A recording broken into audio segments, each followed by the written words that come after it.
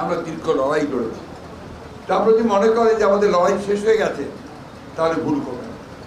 এখন অত্যন্ত একটা ভাসমান অবস্থা আছে।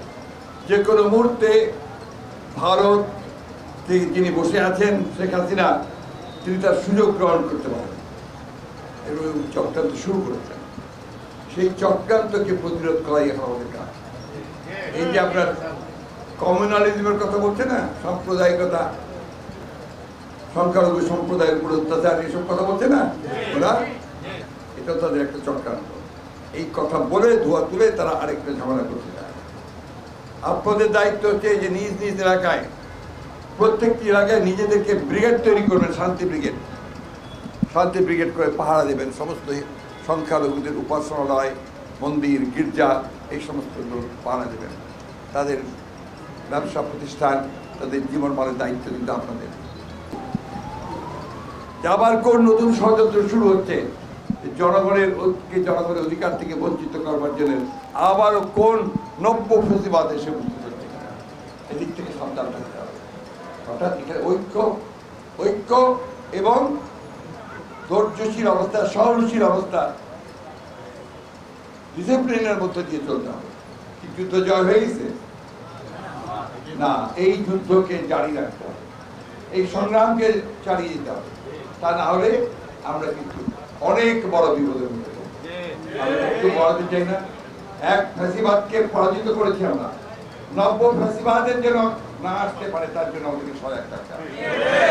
আর এই হাসপাতালে গিয়েছিলাম, আমি একটু বলতে চাই, পঙ্গু হাসপাতালে, তখন 124 জন পঙ্গু হাসপাতালে ছিল।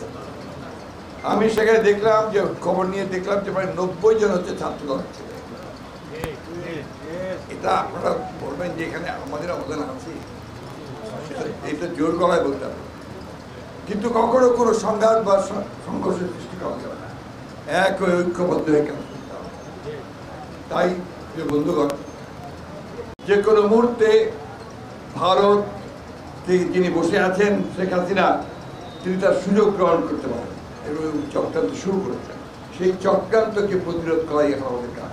আবার কোন নতুন ষড়যন্ত্র শুরু হচ্ছে জনগণের অধিকার থেকে বঞ্চিত করবার জন্য, আবারও কোন নব্য ফেসিবাদ এসে বুঝতে হচ্ছে। এক ফেসিবাদকে পরাজিত করেছি আমরা, নব্য ফেসিবাদের যেন না আসতে পারে তার জন্য আমাদেরকে সজাগ থাকতে হবে। আমাদের ছেলেরা, তরুণ যুবক ছাত্ররা, আমরা বিএনপি 17 বছর ধরে এই ফ্যাসিবাদের বিরুদ্ধে লড়াই করে আমরা একটা ভূমি তৈরি করে দিয়েছি, তার একটা ভিত্তি তৈরি করে দিয়েছি।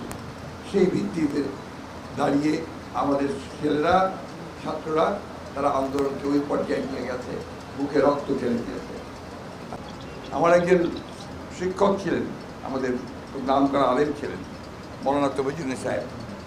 তিনি বাবরি মসজিদের গঠনের সময় তিনি বলেছিলেন, সকলকেই বলেছিলেন যে এই দেশের সংখ্যালঘুরা হচ্ছে সংখ্যা গুরুদের, অর্থাৎ আমাদের আমানত, পবিত্র আমানত।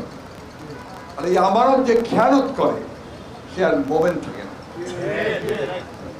এই কথাগুলো মাথার মধ্যে সকলকে রাখতে হবে এবং সেইভাবে তাদের প্রোটেকশনের ব্যবস্থা আমাদেরকে করতে হবে।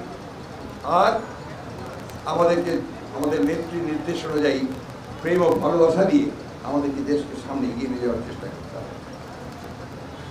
আমরা যখন সোশ্যাল মিডিয়াতে, পত্র পত্রিকায় একটু বিরূপ খবর দেখি, তখন কিন্তু আমরা আতঙ্কিত হই।